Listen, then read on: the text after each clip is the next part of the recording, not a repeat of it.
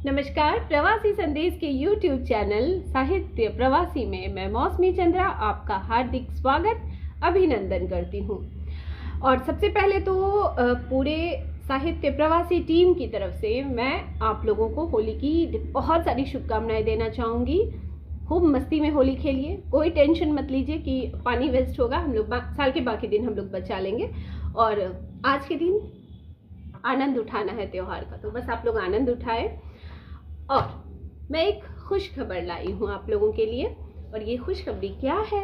ये है मेरी किताब, जिसके बारे में मैं पिछले कई बार से चर्चा कर रही थी आप लोगों के साथ कि मेरी किताब आ रही है, मेरी किताब आने वाली है, मैं आप लोगों से मिलवाऊंगी अपनी अमृता को।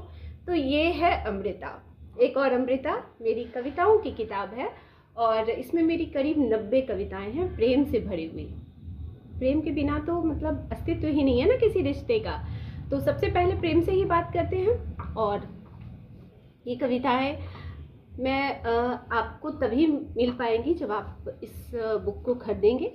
मैं पहले अपनी किताब पूरी अच्छे से दिखा देती हूँ। इसमें मेरा परिचय है पीछे, फिर मेरी किताब है, बहुत प्यारी सी किताब है, देख लीजिए, बहुत अच्छी किताब है। और अगर आप चाहते हैं कि ये सारी किताब जो भी इसकी कविताएं आप पढ़ें तो आपको लेनी होगी। और लेने के लिए क्या करना होगा?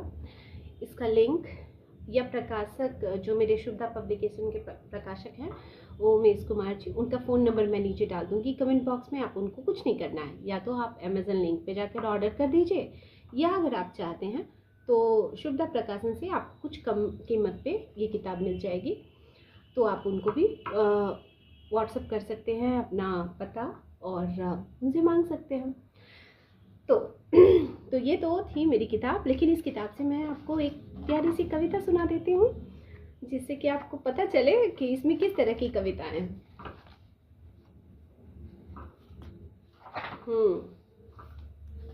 बहुत सारी कविताएं प्यारी प्यारी सी।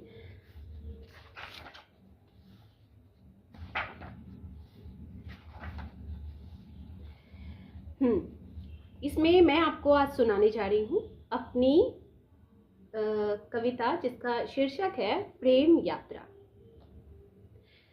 कहते हैं लिखने के लिए जरूरी है यात्राएं, नदी, तालाब, झरने, कस्बे, बर्फ, गांव, खेत, मंदिर, उकेर सके इन सब को अपने कागजों पर। किसी कवि ने लिखा है बिना भीगे, बारिश लिखो तो कागज सूखा पड़ जाएगा। मैं इन सब से अलग लिखती हूँ केवल प्रेम। रोज करती हूँ अनगिनत यात्राएं, कल्पनाओं में भीगती हूँ नदी, तालाब, झरनों की निर्झर बूंदों में। तुम्हारा हाथ पकड़ नाप देती हूँ सारे खेत, खलिहान, मैदान। सो जाती हूँ हर रात सफ़ेद बर्फ की चादर लिए। क्या इतनी यात्राएं काफ़ी नहीं प्रेम लिखने के लिए? बिल्कुल काफ़ी है।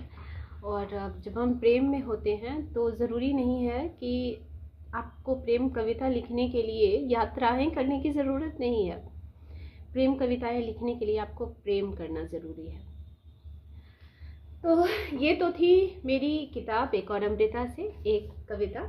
अब चूँकि होली है और मैं आपको होली में ऐसे मतलब सिर्फ वैलेंटाइंस डे की तरह आपको मैं प्रेम कविता सुनाकर तो छोड़ नहीं सकती।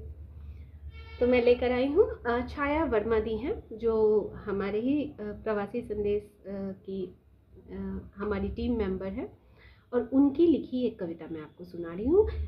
इन्होंने बचपन की होली का उल्लेख किया है। ऐसे भी हम लोग हर पर्व त्योहार जितनी खुशी से हम लोग बचपन में सेलिब्रेट करते थे, अब तो वैसा उल्लास नहीं आता, पर फिर भी हम लोग उन चीज़ों को याद करके खुश हो सकते हैं और एक अलग सी ताजगी आती है मन में उन दिनों को याद करने से।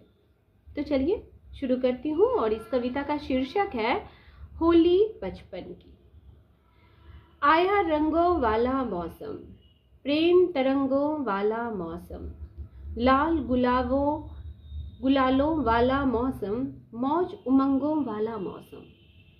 वो प्यारी प्यारी सैतानी, वो अपनी अपनी मनमानी, पारो लाती मालपुए, मैं लाती थी गुजिया बिरयानी।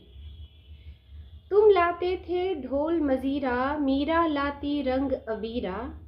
फिर हम झूम झूम कर गाते, होली खेल रहे रघुवीरा। मस्ती वाली हुल्लड़ वाली, वो मत वाली अपनी टोली। हम हंस हंस कर भरते जाते अपनी खुशियों वाली झोली।